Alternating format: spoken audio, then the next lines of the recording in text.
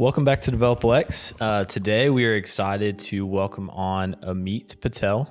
Ameet is involved. I'm not even going to try to say where you work because you're involved in a lot of different places. But Ameet, I thought, is a very cool angle for DevelopLex. Not only is he a developer of a lot of different asset types, effectively, big business guy, which is a lot of the direction that we're going with DevelopLex as we continue to kind of go through guests. We're really talking about cultivators of community, builders of business, builders of real estate, a lot of different facets. So I think you encapsulate a lot of that. A really unique thing too is that you're young, and young is relative because the industry very relative because he's not super young, but compared to a lot of the people in the industry today, Ameet is on the younger side, which I'm sure you've had to face your own challenges in that sense. So that's speaking from two guys in their 20s as well. So anyway, we want to welcome on Ameet. I'm going to let him introduce himself because you have a lot of different facets that you're involved in. But thank you for coming on. Yeah, absolutely. Well, thanks for having me. As we were talking, just wanted to congratulate you guys on 50 episodes. That's quite an accomplishment. So definitely very proud of you guys, and a big fan of the podcast in general. But yeah, for those of you who may not know, my name is Ameet Patel, as Wes said, but managing partner of Thoroughbred Hospitality Group. We're proudly based here in Lexington, and we own and operate assets all over the Commonwealth of Kentucky. Sweet. So what do those assets look like? Yeah, great. So we're definitely very heavy in the hospitality space. Historically, hotels have been our bread and butter, and they still will continue to be. So we've got hotel assets all the way up north in Louisville and all the way down south as in terms of the greater Lake Cumberland area. So yeah, and then obviously most people around here will probably know us for introducing Crumbl Cookies to Central Kentucky, which we've fully embraced. It's definitely put a lot of smiles on a lot of kids and a lot of young adults and even older adults' faces. So it's their mission is to bring friends and family together over a box of cookies, and we're glad to help spread that gospel over here in Central Kentucky. Yeah, I was a coach at Frederick Douglass High School for like 4 years. I coached lacrosse. I just to get my kids to stop eating them like before practice. You can't eat Crumbl Cookies before practice or you'll throw them up. You got a carb load, man. Yeah, that's like peak carb load. So maybe a little bit of your background. Where are you from originally? So you live in Lexington today. How did you get to where you're at? Live in Lexington today. Born in Bowling Green, Kentucky, but made a quick move shortly to Somerset, Kentucky. So I definitely claim the 606. I'm a 606er at heart, and was raised by the 606. Proud Southwestern alum, and spent a lot of time there early on, and still do. My parents still live down there. I've got family down there. So, and even 3 of our hotel assets are down there as well. It's a great market. There's a lot of eyes on that, and that's like an unironic statement. I want to say 20 years ago, if you're like, people are really focused on Somerset, right? When you talk about regionally, they'd be like, "What do you mean?" Yeah, like Lake Cumberland, what? Yeah. But I think that's actually a very true statement. So, what brought you to Lexington? Yeah, so obviously a proud UK grad, so was very familiar with Lexington. Lived here in undergrad, had a short stint in public accounting, so I obviously stayed after college.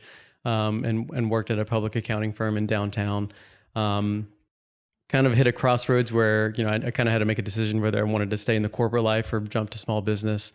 So made that jump to small business, and kind of haven't looked back since. And today, how would you describe what you do? That's a very loaded question. Yeah, that's a loaded question. So I was just talking to someone just the other day, and I was like, one of the questions, like I just freeze and I'm like a deer in the headlights is like, what do you do for a living? Because I have trouble explaining it, but in layman's terms, what I do is I help bring deals together. I help facilitate deals together. I put together deals. We are just entrepreneurs at heart. If it makes sense, if we're going to have fun with it, and we can make, a few bucks here and there, then that's kind of what we do. We've kind of made a decision a few months back, actually late last year, that we wanted to focus on projects that really really pique our interests. They're not going to be easy. We know that. But we really want to do something that's, us, truly us. And so that's kind of what we've started doing now for this year. What does that look like? What does that look like? So one thing touch that on us, if you could too. Yeah, absolutely. So us, obviously, meaning Thoroughbred Hospitality Group. THG in short is comprised of actually a lot of my good friends and business partners that we've just naturally done business together and have naturally gravitated towards each other, and we just kind of figured, let's just make this a full-time thing, right? That's essentially what we've done. And then something that we've determined to kind of start on as our first quote unquote passion project would be a really custom build hotel, actually right in the middle of like downtown and campus kind of. Yeah. Great. So I'm sure you all have reported on it on one of your newsletters. And when I saw that, I'm just like, how the heck did they find out so quick? So, hey, they're public records. Yeah. Everything's public, man. It's, but yeah, so that hotel has been a true labor of love, and we're kind of fine tuning the budget right now. And then we're excited to start construction on it, hopefully very, very soon. Yeah. I do want to get probably into the nitty gritty, about some of the different sectors that you're in within real estate. But, I am excited maybe before we get there to understand, when you think of a passion project, what are you passionate about? What makes you excited? Yeah. So, believe it or not, Crumbl was actually quote unquote a passion project.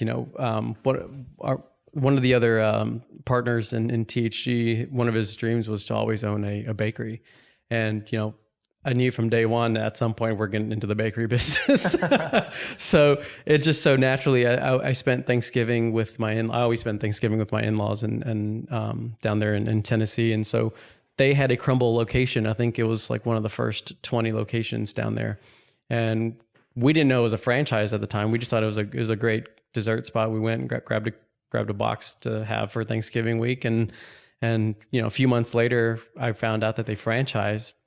And we started like a 6-month process of due diligence and them interviewing us interviewing them. And I mean, they're very, very picky. Like we had interviews with the two founders. Cause back then they were such a small company. Now they're huge. And so the same business partner has just quite the sweet tooth. Like how he doesn't have type 2 diabetes is like beyond me. And this guy's traveled the world, right? So he's had sweets all across the globe. And so when he said like, this is a top 3 cookie that he's ever had, I knew that there was some stock in it. Right. So yeah, we just, we did all this, during COVID.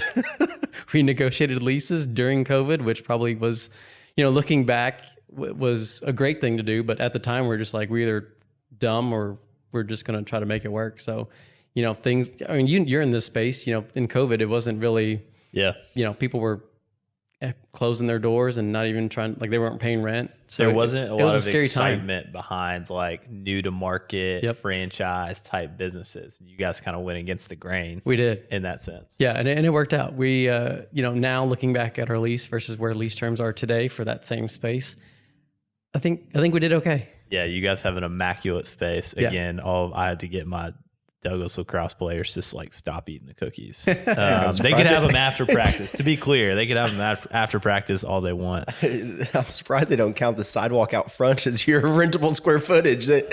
Yeah, always a line. The lines were something we did not expect. For the first 2 months of opening the first location, me and my business partner were in there day in and day out. Day in and day out. I would take the morning shift from like 4 a.m. to like 3 p.m. and then he would take the afternoon shift and vice versa. In the off times, like I was focused on my hotel stuff and then he was studying for the bar. So it was, you guys had a ton of free time. Yeah, so much free time. And during that free time, we would love to go to Chewy's, like right across the road, because we're both Chewy's guys. And the one time we actually got a chance to sit down and go eat together, I get a call from my accountant who drove up from Somerset to support and was like, hey, standing in this line here, no big deal. But there's a WKYT and like all these news stations that are pulling up. I'm just like, crap. So like we just quickly threw down a couple bills and was just like, we got to go. Like we just ate half an enchilada and just left. Covered in that jalapeno sauce. Yeah, creamy exactly. jalapeno. The boom boom. It's covered in boom boom always. Develop Lex is sponsored by SVN Stone Commercial Real Estate, a full-service commercial real estate firm located in Lexington, Kentucky, affiliated with the SVN International Network, which is comprised of over 1,600 advisors and staff and 200-plus offices across the globe. The SVN Stone team consists of experienced commercial real estate advisors in the heart of the Bluegrass. SVN provides commercial real estate services to large corporations, middle market businesses, and individual entrepreneurial investors. Serving the greater Lexington area, SVN offers advisory services for sales, leasing, management, and development of commercial properties locally, regionally, and nationally. With transaction volume of over $400 million, the advisors at SVN Stone Commercial Real Estate have vast experience and deep understanding of all aspects of commercial real estate. That's funny. So that actually leads me to another question, but you do have some operationally heavy type businesses within your portfolio. So maybe if you could touch on all of the different facets that THG touches, if you can, and what those type of assets are and what that really looks like day to day. Yeah, absolutely. So like in every part of our business or in every part of our assets that we manage, there's always a marketing aspect. There's a sales aspect. There's just a true like managing people aspect. So there's so many different things that, financing, it's not easy to get financing for some of these assets. And even a construction part of it all, engineering, design. There's so many different hats that in a given half of a day or given in any given day that I'm kind of taking one on, putting one on and taking the other one off and switching back and forth. But it's what makes it fun, like with Crumbl, that was a build out that we did. We did that ourselves with some help and guidance on the side. So that's really when we cut our teeth on construction was, not only we had, obviously we did hotels, but like doing a little strip space and outfitting a spot is a little different. So we learned the nuances of that and then kind of learned the new construction hotel stuff as well at kind of at the same time, and navigating through COVID was very fun. But, the biggest thing for us is that there's never a dull moment, right? In this industry for us, you're always dealing with people. It is a people first business. You're always dealing with, dealing with customers, which we love interacting with our customers. Without them, we would be, nothing. So yeah, it's always a fun ride for us. Yeah. It's, if we get bored with one area of the business, there's always like 17 others that are lined up ready for something for us to do. Yeah, absolutely. So Crumbl is a part of the business. What are some other parts of THG? Yeah, so Crumbl is one of our food and beverage outlets that we have. We've got most notably in the Lexington area, we've got the Hampton Inn in Brannon Crossing that just opened up actually last year. We just crossed the 1 year anniversary for that hotel. Just recently opened up the True by Hilton in Hamburg, just kind of sitting up there behind Meyer. So that just opened up a month ago, right about 2 days before Keeneland started. So that was great timing. And then obviously we've got the 3 Crumbl Cookie locations, Hamburg, Brannon Crossing, and Richmond, Kentucky. And then that kind of passion project that I was referring to is actually going to be a kind of like a full service hotel off of Virginia Avenue. It'll boast 100 rooms, rooftop bar, great view of campus, great somewhat view of our skyline if you think we have a skyline. But we've got a big blue building. Yeah. I have a friend who calls the Fifth Third building Burgell Fifth Third. But yeah, I mean it's going to be a remarkable project. It's going to check a lot of the boxes that we feel like are missing here in Lexington, and that location, like you could put anything there, and that location will sell itself. I feel like it's a 10-minute walk to downtown, 10-minute walk to campus. I know because I timed it. So it's a good time to be at THG right now. It really is. So walk people through the hotel development process. Oh, great. Of everything from site selection to giving somebody the card for the first time to open up their door. Yeah, absolutely. So it starts with market analysis, right? And that can be as broad or as fine-tuned as, obviously Lexington is a market. You can kind of get your results that way, but we really fine-tune it to within like a 2-mile radius of that spot. So we really looked at the existing assets that are in the area, see how they perform, looked at impending growth, things of that nature. Because I mean, obviously, just because we decide on day 2 that we're going to put a hotel here doesn't mean it opens on day 3, right? So then after that, it's a matter of, tying up and establishing a relationship with a brand partner or unbranded. There's nothing wrong with being unbranded either.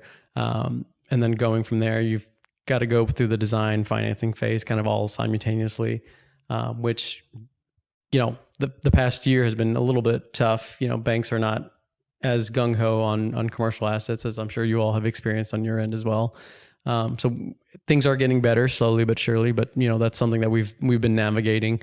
And I think we're at the end of the tunnel on, and then, in the interim between getting those funds and starting construction, we've done a lot of, background stuff that some people have noticed and some people have not noticed. That asset where that's going to be located was actually an old bank building. Is that the location you worked at? So I worked there for like a day. Yeah, That's awesome. Just to provide coverage. Yeah, but backstory on that, I worked at the UK Federal Credit Union throughout college. So shout out UKFCU. But I was based in the Beaumont branch. Yeah, but then I think there was a time or two where I would go to other branches just to provide coverage if someone didn't show up or if someone got sick or whatever the case was. And you said when you walked into that branch for the one day that you did, you said, "I'm going to buy this." Yeah, one day I'm going to own this. Yeah, it was such a surreal moment when we even looked at it and it came across my desk. I was like, how crazy would it be like to one day be able to do this? And it's just such it's a full circle moment. It really is. And what's even crazier is that the condominiums like right next to that on the other side of that fence, like I stayed there all throughout my college career. Yeah. So that's how I knew it was like a 10, 11 minute walk to campus. Cause like from Gatton to my door, it was every day like clockwork. And if you just had to guess, how long of a walk is it from like, call it 2 Keys or Tin Roof? Don't put him in that situation. I think you're setting me up here. So 2 Keys and Tin Roof is a little bit further, but not by a lot. But if one were to make that trek, undisturbed, then I would say it's still a quick walk. Got it. Yeah, that's a very convenient location. Yeah, for sure. That's awesome. So something I want to touch on with really what you do is those are all pretty operationally heavy businesses. Yes. Obviously you can't be a one-man shop and do what you've done.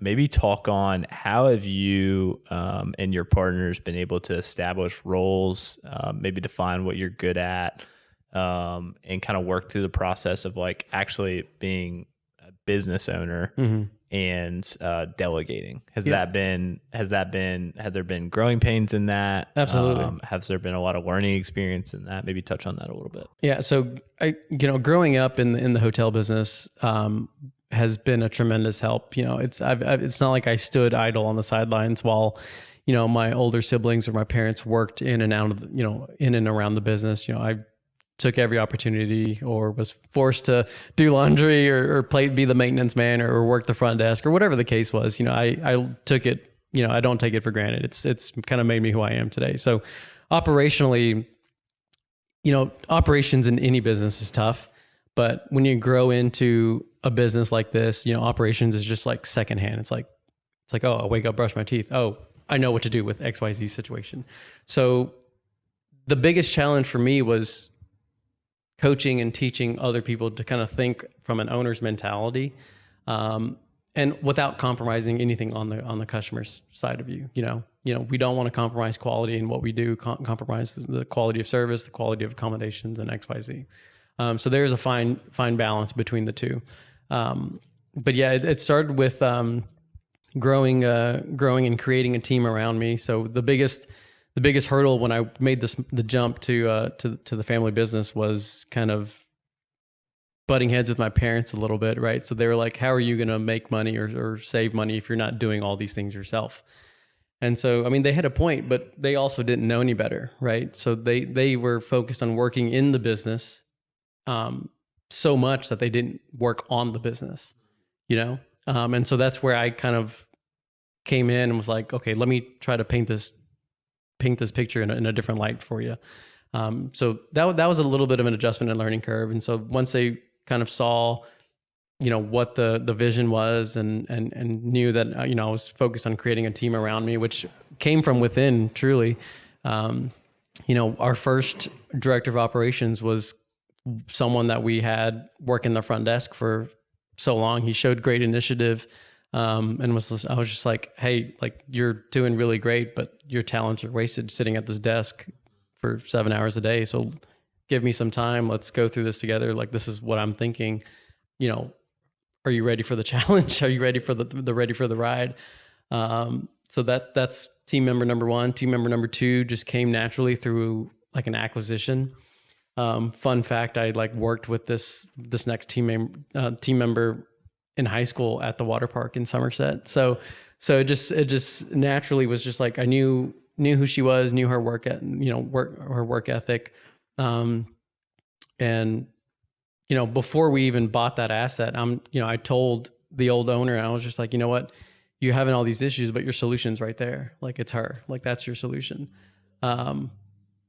So she got this promotion and whatnot. And then a few months later, she had no idea we were going to buy the asset, but a few months later we bought the asset, and we just kept an eye on her for 6 months or so, and then gave her a position at the corporate level. And now she handles a lot of our revenue and sales and things of that nature. So pretty small team, very small team in terms of operations, but we've since compounded on that a little bit. But we are extremely efficient. You know, we're thoroughbreds, right? So we're workhorses. We do more than the average person. So it's definitely a close-knit group, but we're extremely proud of what we've done, and kind of we're very excited to see what we can do going forward. Craftsman Contractors is Central Kentucky's one-stop shop for roofing, windows, siding, and gutters. CraftsmanContractors.com/contact us will get you straight to the form you need so that their team will get in touch about your project. Or just text Steven at 859-246-0108. When they finish your project of windows, siding, gutters, or roofing, you'll see what they mean when they say, we build with integrity. As far as operations, I think something that Bluegrass Hospitality Group touched on when we interviewed them recently was employee retention. Yes. With a service-based job, I think that can be difficult. Very. And finding good employees. Has that been something that you guys have actively thought through or had to navigate on the front end of things, of how difficult it is to actually retain employees? I remember they threw out the stat, and I actually didn't. They said it was 19 times harder to hire a new employee rather than train one. I have no idea where 19. He might have just made the number 19. Yeah. Hey, Johnny Mac knows his staffing stuff. Yeah. And don't steal stuff from Johnny Mac either. Those guys, I mean, they have a whole university, right? So like those guys are doing it right. So we could definitely take some notes from them. But for us, you know, for where our company was created in 2018. So just think, you know, in a short time, here's where we are. But the thing with us and our people is, you know, we have people that have been with us for 20, 25 years, long before the company even started, right? So, you know, even throughout this, going from a small mom and pop type, you know, ran hotel to more of a corporate, you know, operational giant, they've, you know, I'm sure there were some learning curves, but they've kind of strapped in for the ride, and they're still with us today. We've had general managers with us for 10, 15 years. We've had maintenance guys with us for 13, 14 years now. A lot of our staff, especially our core staff and people that are in, you know, management level positions, you know, we don't see that revolving door. Now, you know, some of the line level, it like you said, the service aspect, it is tough, especially post COVID. It's been extremely tough.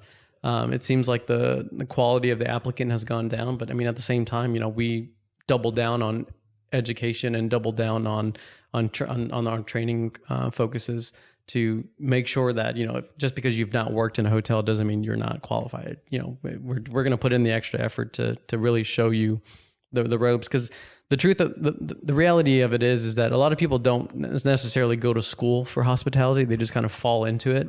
So they're just having a job, a paycheck, and because it gives them some sort of stability. But once they realize and learn the business and realize that they like it, they tend to stick around. And then that's what we've found, prove true time and time again.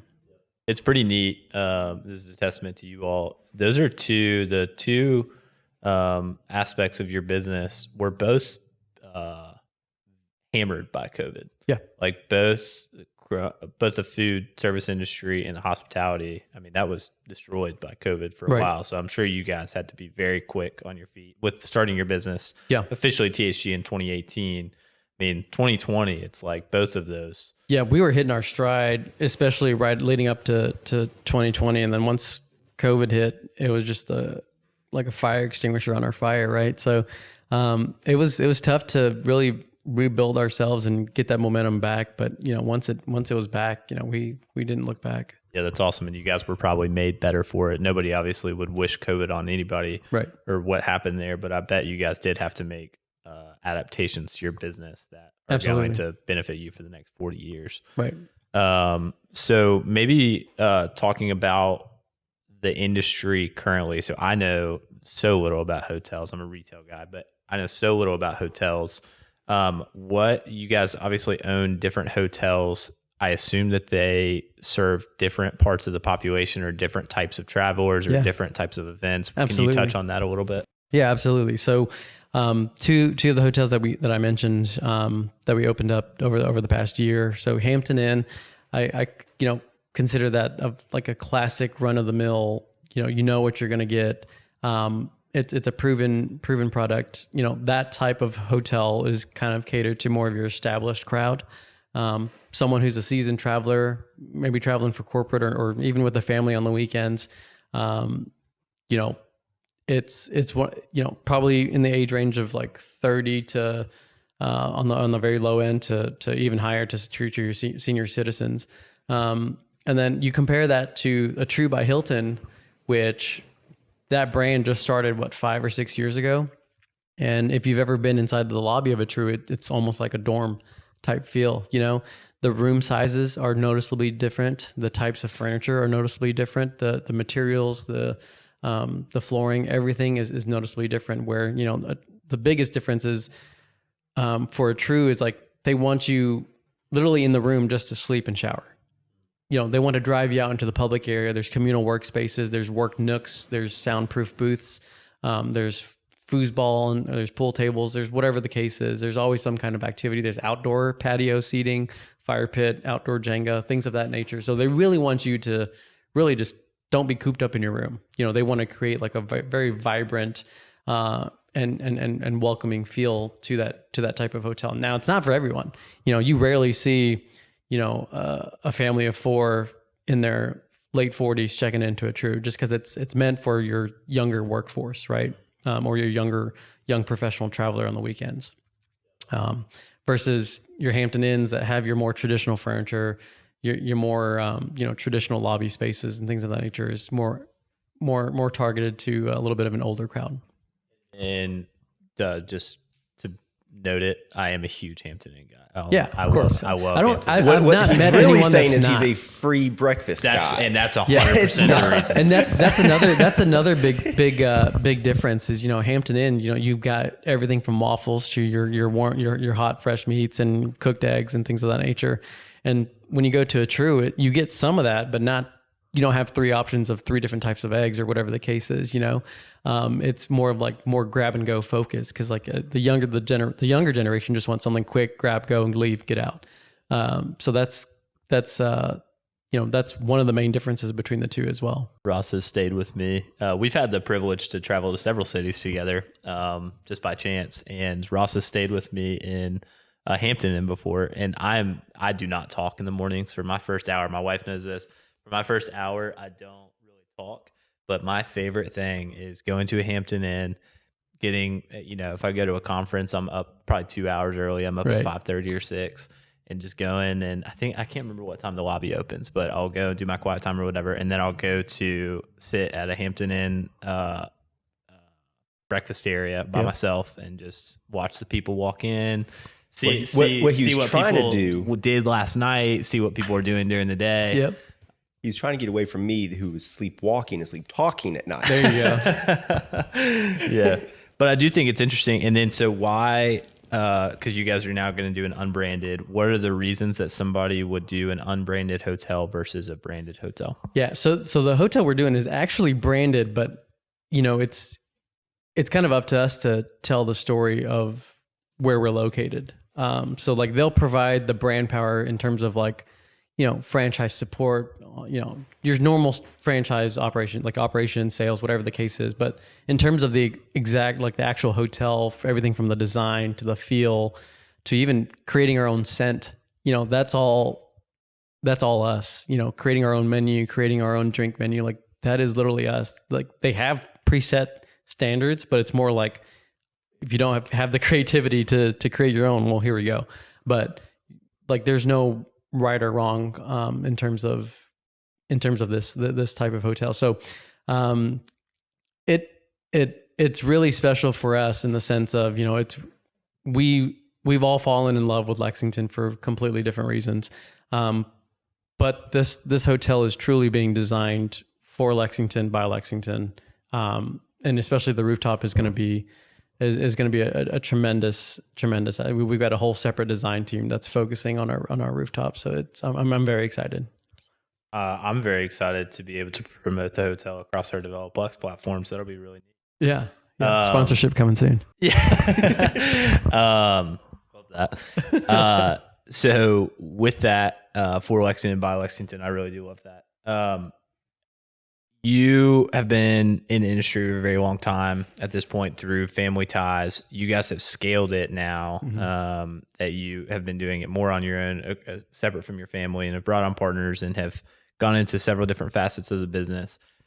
What are a few things about the industry that have changed over time? If there are. Construction costs are first and foremost the night and day difference.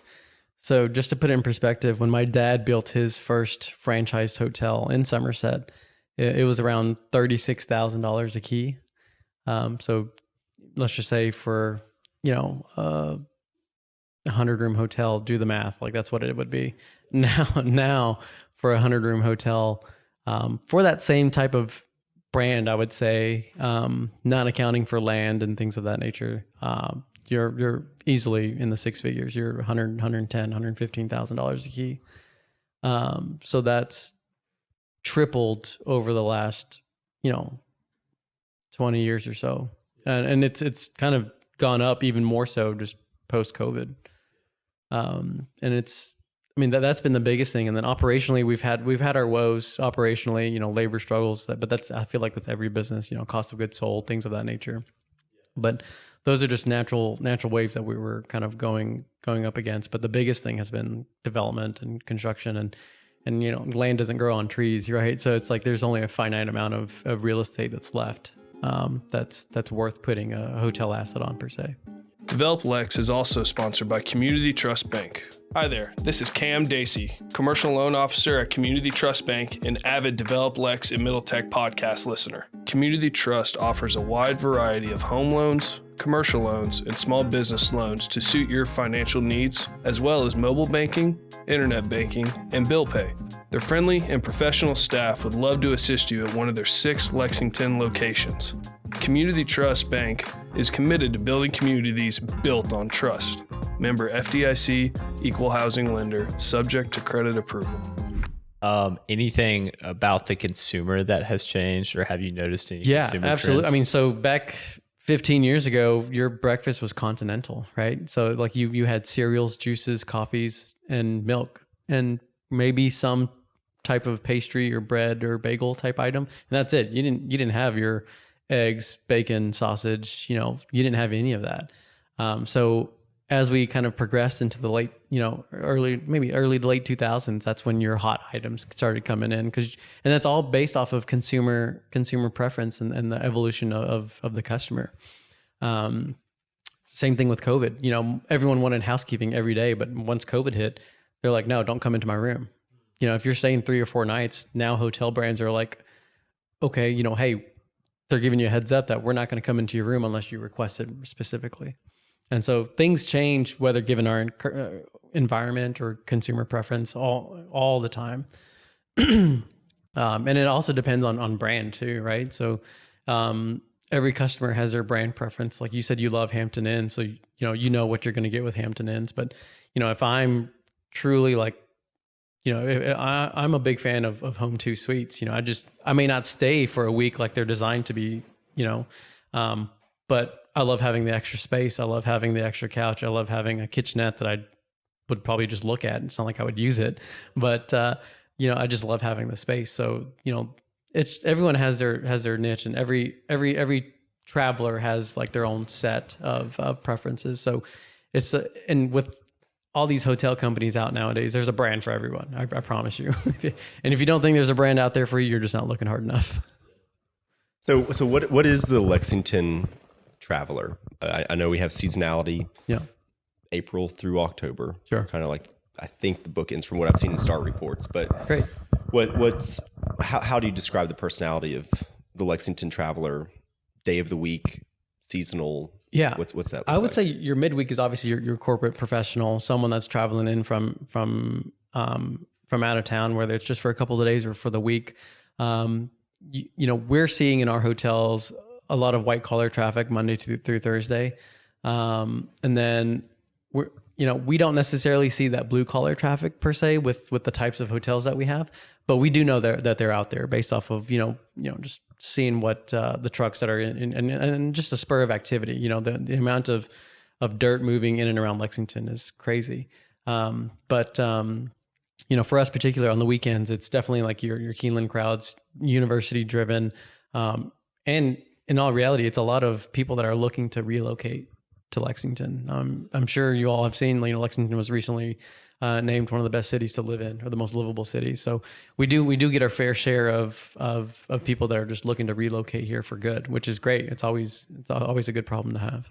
Which is kind of a neat role, and I'm just processing this as you say it. It's kind of a neat role that you have and that your team has, is that like you are kind of the welcome to Lexington for a lot of people. Like, that's exactly experience right. that you provide often is what people kind of think about the city. I mean, right. Obviously they're not sitting in their hotel room all day, right? But they are staying at the hotel at least 8 hours a day, right? Of the 24. So that's just the brief 5 or 10 minute interaction that they have with our staff, whether it's asking for restaurant recommendations or, I always tell our staff that, every hotel has a bed, TV, and a shower. It's how you make them feel is what's going to make the difference, So especially that's even more true when someone's coming from out of town, they're looking to relocate here. Like, how much can you tell them about Lexington? How much, you're not only an advocate for the hotel that you work at, you're an advocate for Greater Lexington. You're an advocate for Fayette County. You're an advocate for Kentucky. And sometimes it's tough for them to understand that. But again, that's where the education component kind of comes in, and it's a bigger picture. A hotel is more than just an investment, right? It's a community partner. It truly is. And if people don't see it that way, then this business is probably not for them. What's the vision you see in Lexington in the next 10 years? What excites you? What scares you? What's it look like through your glasses? Yeah. So I think Lexington is poised for sustainable growth. There's so much opportunity out here. It's just a matter of who's gonna jump in first and how fast can we rally around them, right? One thing that I've kind of felt differently about Lexington than other areas is that, like, competition inherently exists, but we're all also very happy for the competition. Like I have a lot of friends in this industry that have that are in this business, but it's like it's like secondhand nature to me, to where like if they do something, like I'm supporting them 100%, and vice. I think the feeling is mutual. You know, there's no like hard feelings. There's no animosity. So it's really truly a special place, and I'm a firm believer of all boats rise with the tide. You know, so I hope that continues. I truly do, and that goes in different industries as well. You know, in the, you know, I've had my fair share experience in the construction industry. You know, it's been great conversations, you know, nothing but great comments and great feelings towards one another. It's just a matter of how can we do what we do to get either together or separate for the greater good of Lexington. Anyone that I come across is always pro Lexington, and they will do whatever it takes to keep that momentum going. And that's something you do not find anywhere else. Truly. I mean, people always talk about like obnoxious, like Texas people, you know. I always tell people that we're the unobnoxious side of that. Like we're very proud of like Lexington, but we're not like hook 'em, you know. See you in Austin next year for the UK Texas game. There you go. That's awesome. We actually just talked about this right before you walked in. We were talking about industry specific commercial real estate. You know, a lot of people in commercial real estate. I think that is another industry that does a really great job, and it's probably similar to the hospitality industry and the hotel industry in particular. You are kind of given a little bit of a duty to better the city in a way. It's Absolutely. Like you guys are very welcoming, and the opportunity to welcome people into the city. I think commercial real estate is, and the things that you do through it give people the opportunity to experience the city while they're here. Mm-hmm. Even tax dollars from a local city, county, and even state standpoint. I mean, our biggest export in Kentucky, second biggest export in Kentucky is tourism.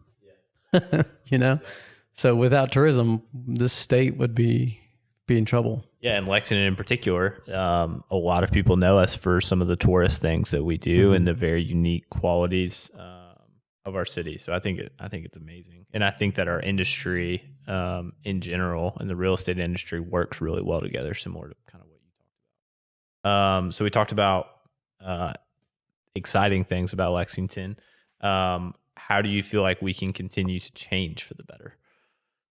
Doesn't have to be anything crazy. Yeah, that's tough, because like, you know, Lexington has a lot of natural beauty that a lot of cities its size do like just simply does not have. So I definitely feel like there's a need to protect that. I know that's a big debate going on in the community right now, like protecting the horse farms, sure, protecting all of these things. But also, you know, there's also got to be a way to preserve that, but also grow in a different direction to where we can still facilitate the growth, keep getting these things that people want to come in for or move here for, keep advancing the housing expansion, and maybe even have some affordable housing, because I know that's a big hot debate right now too. So it, you know, again, it all goes back to a better Lexington is better for everyone. All boats rise with that tide. Last question, and well, first we very much thank you for coming on. We've been able to, both Ross and I have been able to watch what you've been doing for the last few years, and it's really cool to see somebody that's very invested in Lexington. And I think your all's project that you're working on right now, I'm excited to cover that through Develop Lex and be able to promote that, and hopefully stay there at some point. I just want to have a all access rooftop key somehow. Do you stay here? No. But my forward facing question for you and would maybe be to touch on, if you were to go back to when you were 22 and entering into the industry or entering into the workforce, is there any sort of piece of advice that you would give to somebody that's really just trying to break in? Doesn't necessarily have to be your industry in particular, but just a piece of advice that, you know, you've been in it for a while now, that you, if you could go back, you would tell them. I would say, I would go back and say, you have it in you. Sometimes all you need is a little pep talk. And that's very similar to kind of how THG started in general. You know, it was just a random phone call at like 6 p.m. on a random Wednesday. And literally the guy on the phone was just like, you literally could do this. Like you could do this. All you need is X, Y, and Z, and you just need to literally just take the leap of faith and do it. And literally, as soon as I got off the phone, I literally filed the LLC, started creating the logo, and I was like jacked. Like, man, I was pumped. And so going, like, if I, can say anything to someone young or even to my younger self, just don't be afraid to don't wait to take the plunge. Just go for it. If you fail, great. You learned what not to do. Get up and try again. That's the same thing with Crumbl. When I was talking to my business partner, I was like, what if this doesn't work? He's like, well, you can take the money invested and go get an MBA, or you can get like a hard knocks MBA and learn what not to do by starting a business. And if you fail, great, you learned what not to do. But if you've succeeded, you've got a living, breathing business that you can help provide for other people, and spread some joy while doing it.